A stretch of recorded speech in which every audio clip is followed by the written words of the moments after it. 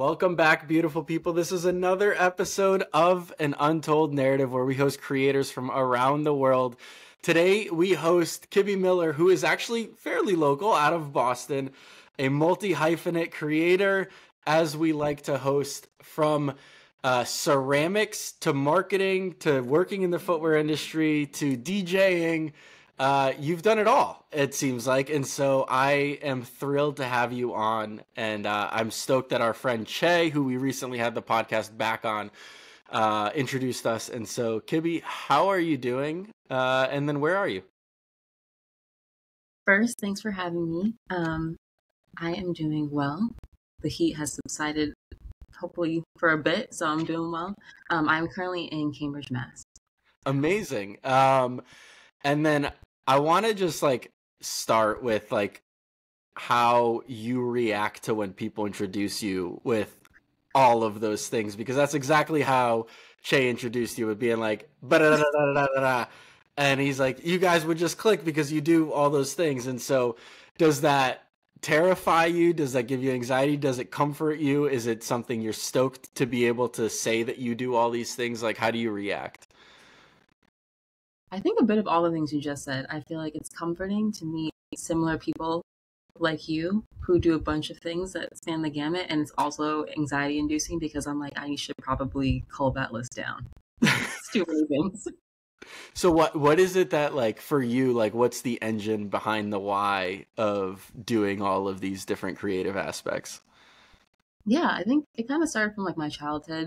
I feel like both my parents are pretty creative folks, in their own right. My dad's super into music, was in a doo-wop group growing up, so super musically inclined. He says all the time he can't draw a circle. And on the flip side, my mom is very artistic. She can sketch anything on a napkin. She's so handy. She can figure out anything. We always joke she's the mechanic of our family. And so I feel like I have both of those left and right brains from both of them. So love music. I love the arts as well. And yeah, it's a bit of the background and the crazy behind the scenes madness. So you started being inspired by family. Obviously, that's a big part of it. But what drives you today? Is there, obviously you don't have to prove anything to them. They're going to support you regardless of what you do. But do you just think, or is it's just inherently in your blood to just do a bunch of different creative things? That's a really good question. I feel like a bit of both. I do feel like I am still trying to impress my parents. I'm an only child, so it really is just me. And they're probably going to be impressed regardless, like you mentioned, but I always want to do proud and right by them. So there it is, them in the back of my mind. And I think more as I get and have gotten older, it's for myself, exploring every aspect of things that I find interesting in my life, because we only get one shot. So I figured, why not try everything? Yeah, I mean, that's kind of what drives me, is the curiosity aspect of hey, I don't know what I'm going to be good at until I give it a go. And so you clearly have that same mindset. How do you know when to stick to something? Because I'm sure there's a bunch of things, and maybe you could give us examples of things you've tried that you didn't like, and then you've stuck to ceramics and DJing, for example. What kind of separates the things that you've tried and then been nah, that's not for me, and then the things that you've stuck with? That is so good. I feel like I've tried probably more sports than anything, because that's just I'm an athlete at heart as well. So I love to play tennis. Basketball's my first love. But I tried soccer growing up. That just wasn't for me. People kicking at my shins. It was just too much running. Even though I did run track as well. I feel like it's more about my mental fortitude when it comes to something. And for me, the uncomfortable mindsets I have within myself when I'm doing something, if I go towards a certain place that isn't really productive or isn't really driving me or making me feel great, then I usually take note of that. And if I try it, 2, 3, 4 more times and I'm still in that spot, then I'm usually okay, I've given it my all and I just know it's not for me. So do you ever face or how do you get over that first, what I've discovered is that a lot of time people don't try something is because they're scared of failing at it, right? And they're oh, I'm not good at it, even though they've never tried something. They just have this barrier. And so is there something within you that gets you over that hump? Yeah, I mean, I feel like inherently we all want to be like good at whatever it is we do. And so like what you just mentioned in terms of the fear of failure, I mean, we all have that. I personally, I'm like, I know I'm not going to be good at something the first go around. So I kind of just set myself up and set the bar like pretty low. Like for ceramics, as an example, like the first time I did it in high school, I was like, okay, like I'm going to make a vase that's going to be just, I'm going to sketch something out. And I just wanted to look remotely close to that. And then, you know, the first couple of times I was on the wheel in high school, it was not anywhere close to that. And I was like, okay, like humbled. And then I just was like, well, this is what I sketched out.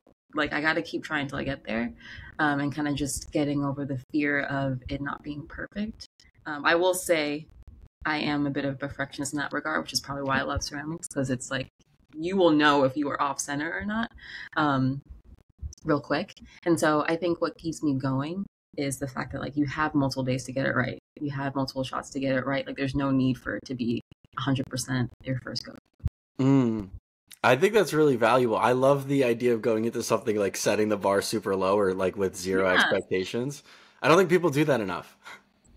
You know, like I had my first, I remember I sold like, I had a market at work, I want to say 2 years ago for the first time. And this is my first time selling any of my ceramic stuff to anyone. And I was like, you know, if I just sell one person that I don't know buys something, like I will be good. And of course, you know, more than one person bought something from that I didn't know at work. And that just completely, you know, I was so elated. But I was like, just if only one person will buy something, I'll be set. Like I'm good. So just, I feel like for me, it's like setting realistic expectations so I don't get, you know, shot down by my own self. I think that's a pretty interesting way to look at it. I've never like heard that from like somebody trying to sell, like if I just like to one, I think the key is to one person I don't know, right? Because like more likely your friends and your family will support what you're doing, but like getting some rando is really amazing. And you went into it, you're like one person at work who I do not know or doesn't know me, and like just like likes the art for the art. Exactly. Yeah. Let's talk. I want to talk a little bit about it because just before we clicked play, you started talking about the progression with your ceramics and kind of having opportunities of people reaching out and maybe doing something at a larger scale of selling them. What is that process like for you? Is it because for artists, it goes from like a passion or a fun project that you're developing as skill sets for yourself. And then when it becomes more of a business aligned venture, things, you know, sometimes people lose passion or whatever it is. Where do you sit with all of that as opportunities start to come your way? That is a great question. I think that is also part of the reason why I haven't launched my website. I'm just kind of stuck in this phase right now where I have proof of concept. Like people, I've lugged all my stuff to work and like set it up on a table and got over that fear. Like I put a little sign, I have my little QR code. And like I mentioned, like if one person I don't know just buys something, then like I know I'm doing okay. And I sold out my first market and I was like, okay, wow. Like I was not expecting that at all. And I remember I was like texting my mom at work and I was like, Mom, like 3 people bought stuff so far. She's like, yes, I told you that was going to happen. And I was like, well, I didn't believe you. And I think now that I have that proof of concept, I think it's getting over that next hurdle of like, okay, I can like put my website together because I've made websites in the past and like I've had a blog and all these things. But I think for me, once you open it up to like the internet, that's where I'm like, I don't know if I want to do this. If I have the mental fortitude capacity right now at this, you know, July 21st, 2024, but I know I want to get there, right? So I'm starting to like, you know, have my to-do list of like, okay, like get the shot list together, like do all the things. And I just gotta, for me, knocking things off like one thing at a time. And then like once I'm done, I'll be in a better spot. So for me personally, it's just all about like breaking things down in chunks so you don't get overwhelmed. And then before you know it, you're done. You're good. I love that insight because what I found with interviewing people is everybody's got a different approach to how they tackle these like big life moments. And I think a big life moment is like, hey, I'm selling work into retailers or online shops or even my own personal website. Like that does take a lot of work. And so for those not watching on YouTube, she just flashed a Post-it note with a bunch of lines on it. And so I think that's really interesting that how you break it down. I'm very much the same of like, I love the dopa hit of like me crossing something off like the list, and like that is like that is like if I do like two of those, I don't want to do everything. I just need to get high on like a couple line items. You know, I'm the same. Yeah. To me, Exactly. like it's never about, oh, I need to rush and finish everything right now. It's like it's a process, and like, but as long as you get like you keep ticking up, right, or ticking down the list. But No, um, 100. what is so what does that look like? So for you in ceramics specifically, we'll just stay on that topic, like of whether that's like, do you have a vision for it? Like, have you thought about it? Like, hey, I want this to be a profitable thing for me. I want it to, to get my name out there more as an artist. I want to, do you dream of like, hey, I want to be in a, I don't know, like a Joanne Fabrics. That's probably a terrible example. I don't know where ceramics go. I'm riffing off the top of my head, but maybe just talk about like, what are your dreams and aspirations around it? Or do you just not have any and you're just kind of taking it day by day? I actually have never been asked this question, and I don't really know yet. But I would say my overarching goal is like I just want to work for myself at the end of the day. So as many things as I can do that feed me creatively and also financially, because we got to eat out here, we got bills to pay, and we need health insurance as well. Like if I can fill my life with that versus working for someone else, like I'd much rather do that. So right now that is the answer. Of course I'd love to like have my own shop, and like ideally the dream would be like DJ, do some art stuff, like I don't know, freelance, do some marketing work for folks, help folks where I can, and maybe some companies where I can, and call it a day. Like ideally I'd love to like have my own restaurant one day and have all the plates made by me, and friends. But yeah, we're a ways away. But you've clearly thought about this based on that answer. Yeah, I mean, I've definitely thought about it. I don't necessarily think I have like, okay, I think like MoMA is up there. I think it's more like realistic for myself. Like, I don't think I want to be globetrotting ceramicist, but like if I can have local folks, like the store down the street or the restaurant down the street, folks go in there and they're eating off my dinnerware, then like that's a win for me. That would be amazing. That'd be sick. Yeah. Yeah, I mean, I think this perspective, I hope people can, I'll try to like, how it's hitting me is like, I do think a lot of creatives have massive dreams. And I think the way that you're speaking about your work is like, you just try to like do these little bites or nibbles because it's more, not necessarily more achievable, but it feels better. And so once you start climbing, taking that step by step, then you never know how high you can climb. And so you're just starting local. You're like, I don't even care about the state of New York or New Hampshire or Vermont. Like, let's just focus on like the town I'm in and a restaurant down the street. And I think like diluting it like that, there's something there of like maybe people stretch too far and stretch themselves too thin and then get burnt out or whatever, versus it seems like you just try to like find these little ways to craft your niche and like find something achievable for yourself. Not so good. And I think the example you used earlier, just like that dopamine high of crossing like one or two things off the list. Like I kind of take that approach too. Like, there's a new shop that opened down the street in Davis Square. And I just, was so awkward and uncomfortable. I'm like, hey, are you guys, accepting more local artists? Because they have a bunch of ceramics in there and it's, they sell stuff. And, I'm like, hey, are you guys accepting more artists? She's like, yeah, sure. Just bring your work in. And I was like, okay, cool. And like, that's on my list of things to do for like, in 2 weeks when I'm off on vacation. So small things like that. I feel like if I can do that, then like, cool. That's like one thing here. I'll find another store. And then, like you said, like essentially it's limitless.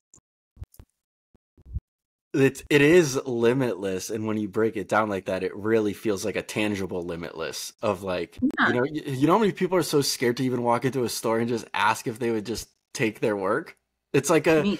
yeah, but it's kind, isn't, why does that exist? Do you have an answer? Like, cause I'm like, I've been like listening to a lot of people who are like, oh, just ask for like 10% off at like Starbucks or like a coffee shop, because like the worst they're going to say is no, and then you still get your coffee and you still pay the price you were going to pay, but at least you got over that, right? And so like there's something there of like why us as humans just like fear that. No, 100%. I feel like my parents have a lot to do with this. My mom she will ask the questions. Like she's always at the holiday, the family gatherings, like asking questions. Like she's out here. I don't want to say interrogating folks in the family, but she's definitely like she doesn't care. She's just like, oh, like how's it going? Are you guys happy? Like regarding like my cousins and like their respective partners. I'm like, Mom, you got like let these people get some food first. Like, but she kind of has that audacious, personality trait where she's just unafraid to just ask the questions because she's like, you don't get anything unless you don't ask. Like, how do you know? Just ask. I'm like, okay. So I try to have a little bit of my mom in me when I like am getting a little nervous or anxious about that stuff. And then my dad is really good about, saying he's really good on like, don't get discouraged. Like you got to just have that positive outlook and mindset within yourself because you're the only person that can really shift those things. And so for me, I have like my dad's face and voice in the back of my mind sometimes. Like, if they say no, that's okay. Like you can just go to another store and like eventually you're going to get a yes. So it's trying to find that will in you to not be discouraged. Yeah, there's plenty of places out there. There's plenty of humans. It's like we're gonna not even see 1% of the entire global planet before we die. So it's like there's plenty of people to interact with.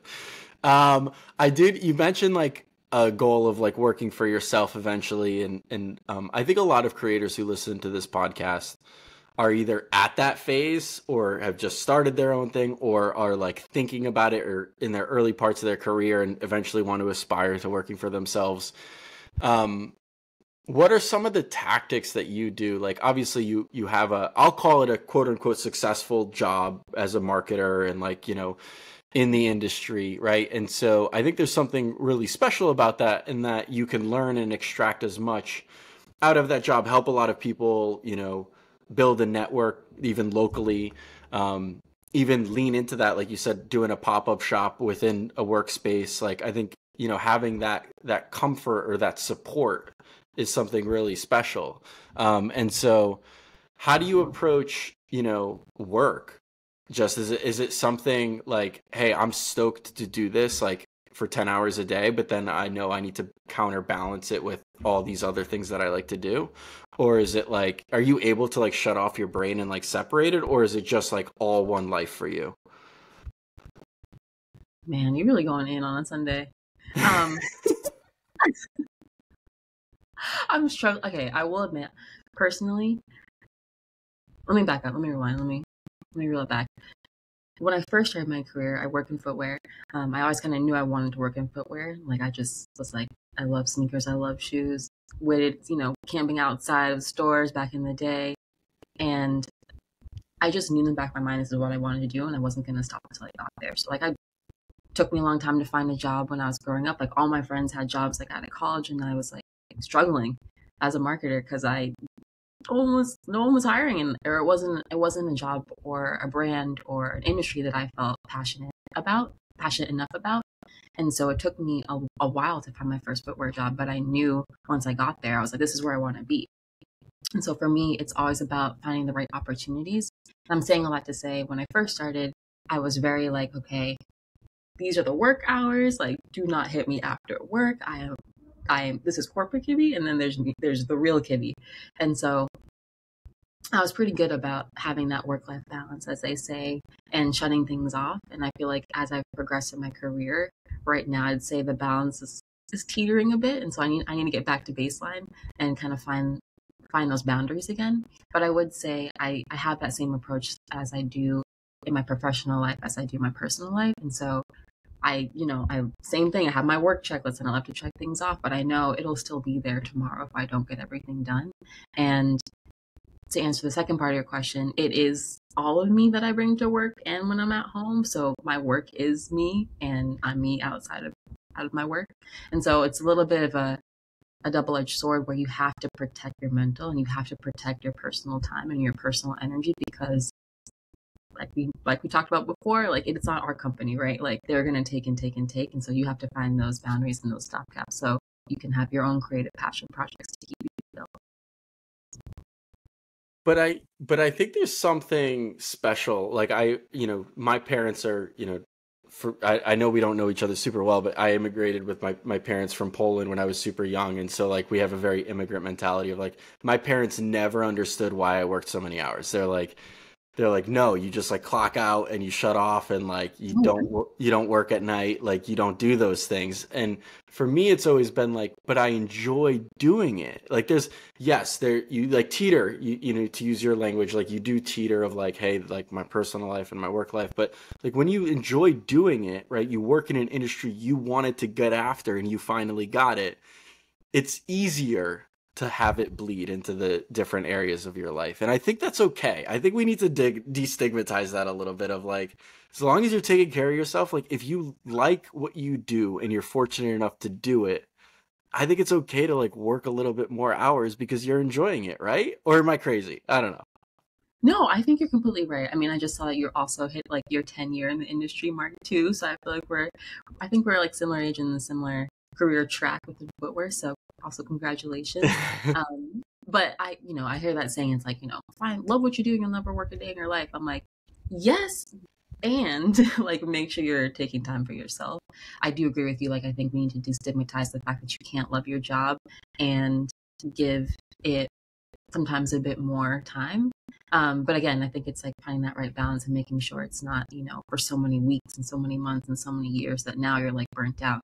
And for me, it's finding those triggers and like those things within myself where I'm like, oh, like I'm coming a little hot today at work, like, and I know it's not it's me. Like I need to Mm. time off, or I'm gonna go in early. I'm gonna do my meetings here because I have to be in the office, and then I'm gonna go home and do the rest of work from my house because I know from around people right now, like it's not gonna be great, and I'm not great today. So I think it's finding those things within yourself and then just like allowing yourself to take what you need for you to be Okay, okay. I need to poke a couple of the things you just said because that's Yeah, like yeah. I think people need to learn from that. Like if you're creative and you work a corporate job, there's nothing wrong with that. Like people can have tremendous success doing that and then also offset it with all their creative things.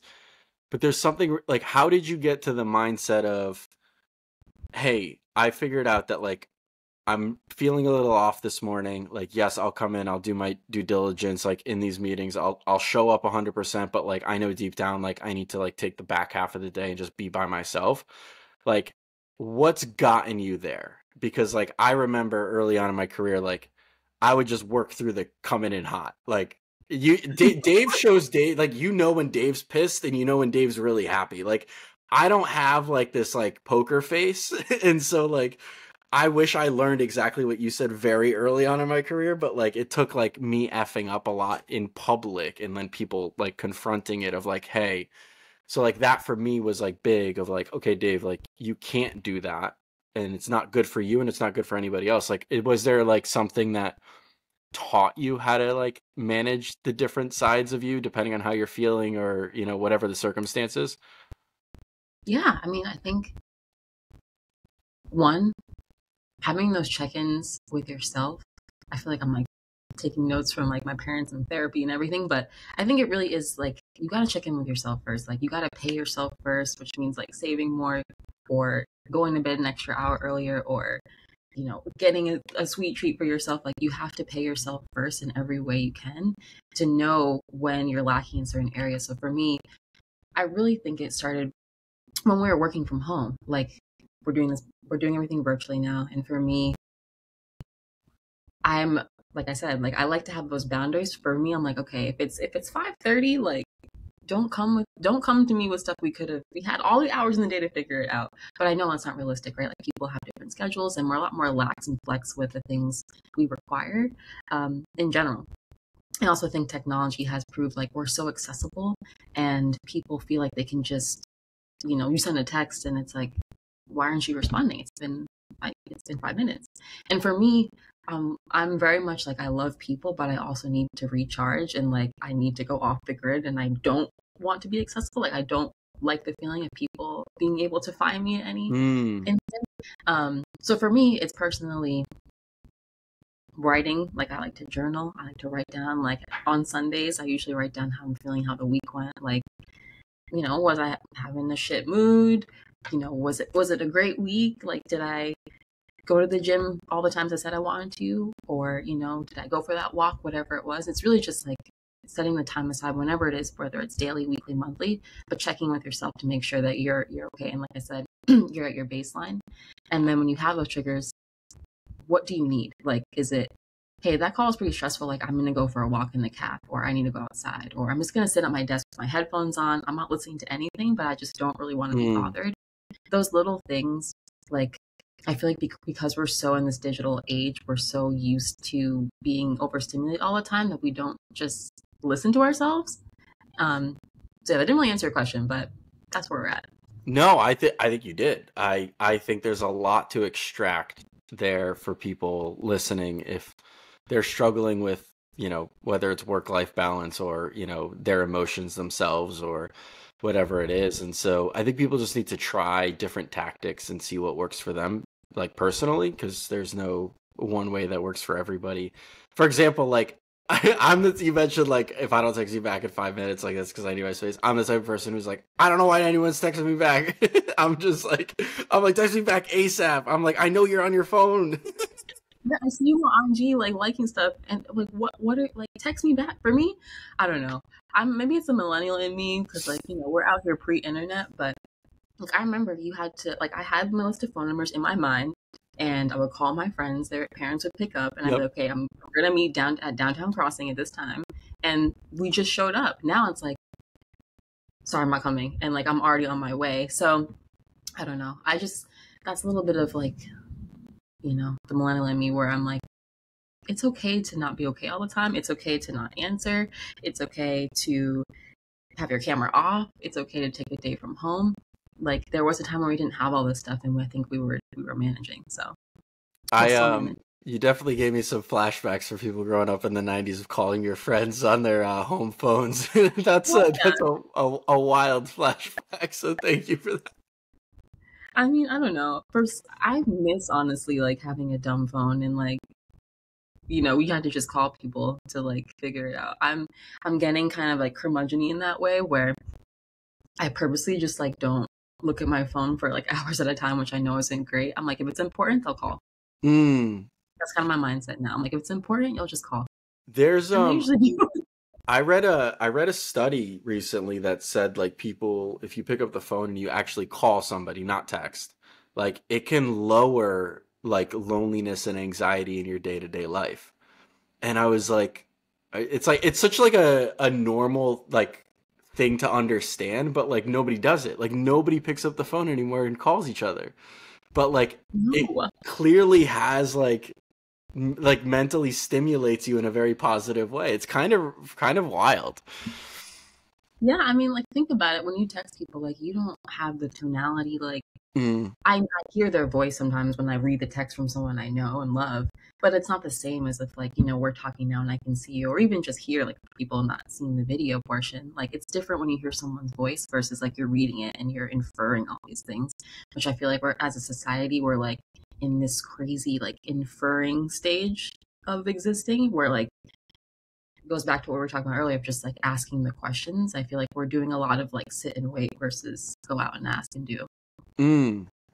I want to pivot a tiny bit because I'm very fascinated with the subject matter of, I don't think we've had a DJ specifically on the show, but I know obviously that's something you do perform and you do DJ sets.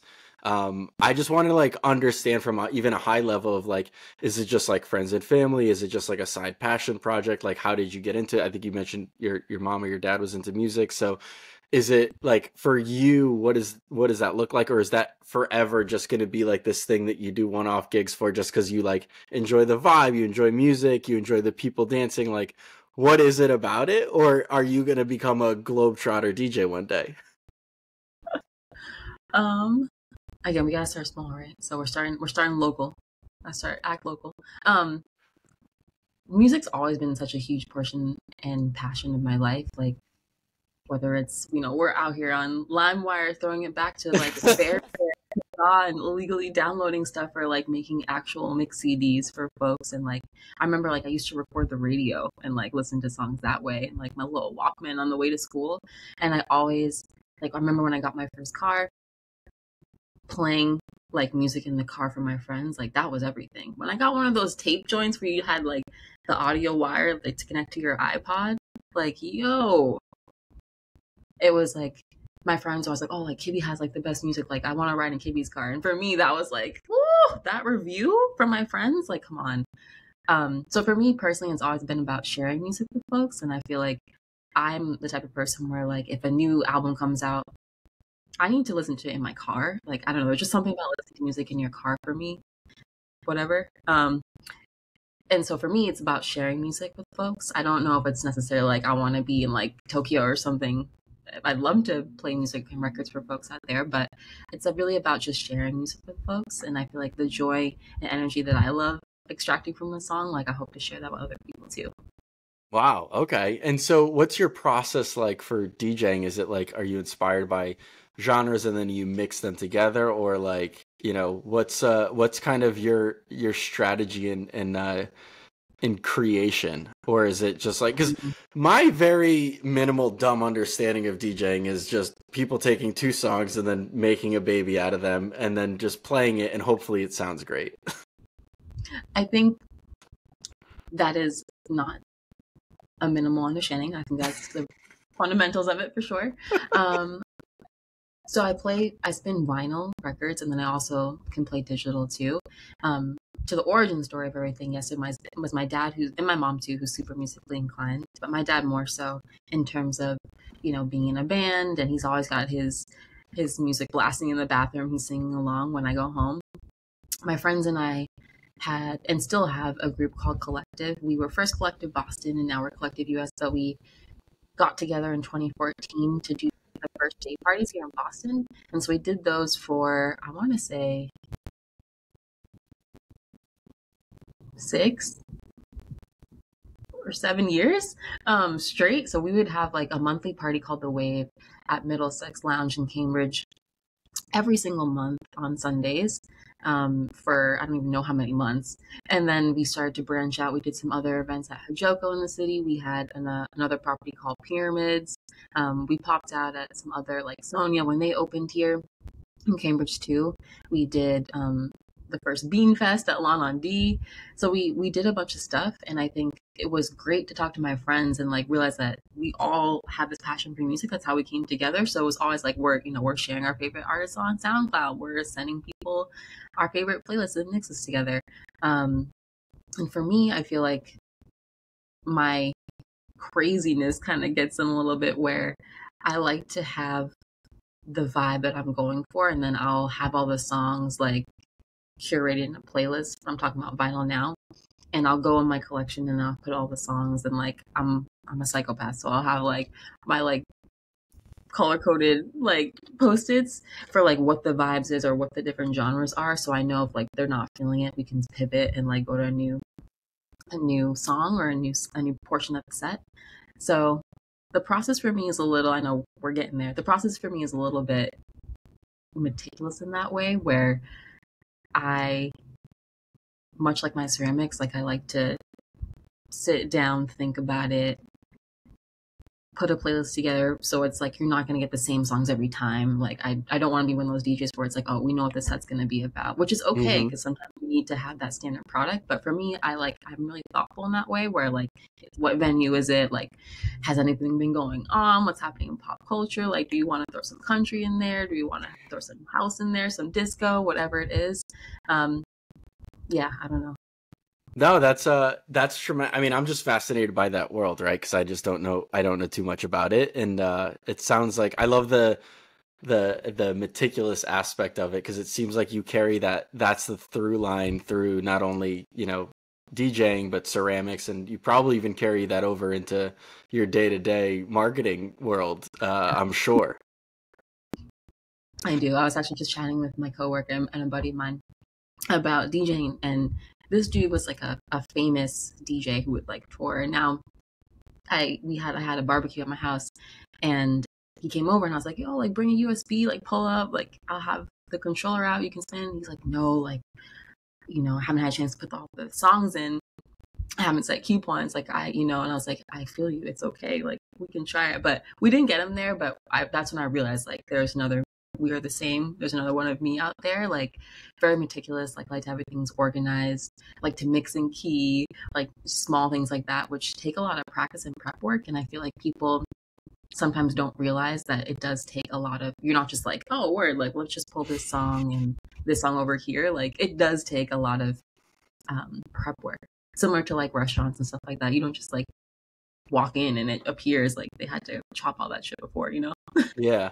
No, and it sounds like you don't stress like time as much, like just from like listening and hanging out now for 35 minutes.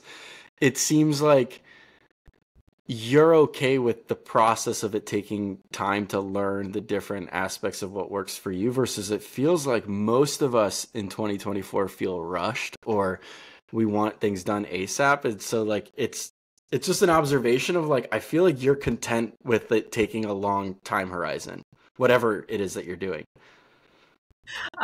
Yes and no. I feel like, yes, I am okay with it taking some time. I do feel like good things take time.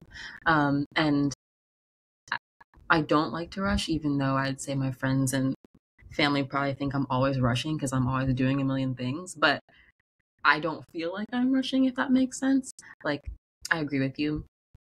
I would say I'm comfortable with things having expansive timelines. As an example, like, you can't see this, but like over there's probably 200 items that I've made over the past like couple years that are just like waiting for me to take photos and like put on the website. And everyone's like, oh, like, when's the collection gonna drop? I'm like, I'm getting to it, I promise.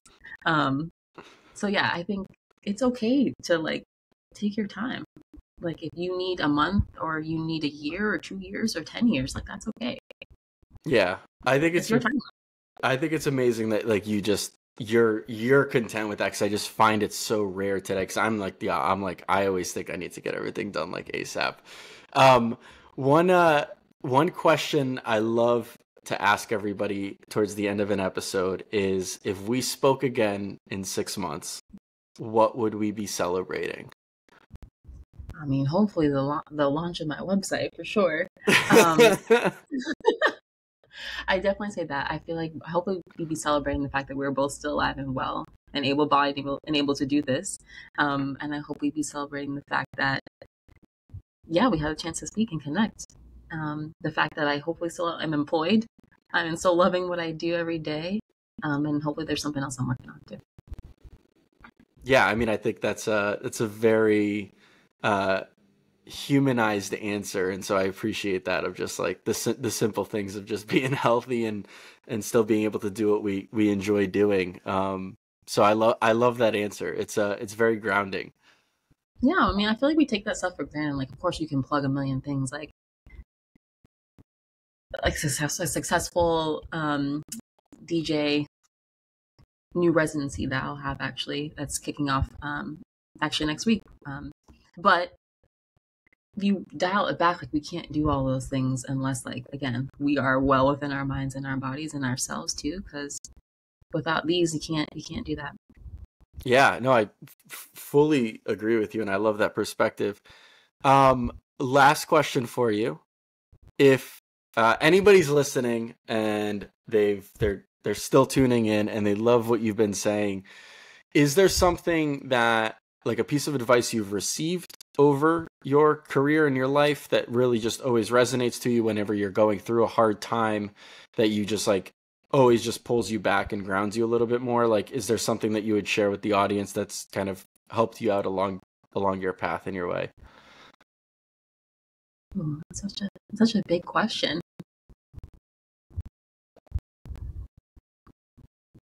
I think grounding it in like the work, and both in my career as a marketer and also as a creative person outside of that, whatever that means, is just knowing that you put in your 100% and that you're okay with the work. I feel like, you're not going to be liked by everyone, and not everyone's going to agree with you. And that's, again, okay. I think it'd be kind of crazy if everyone was like your best friend and everyone thought everything you said was great. But as long as you feel okay about it and you know those things, then like you can live to fight another day.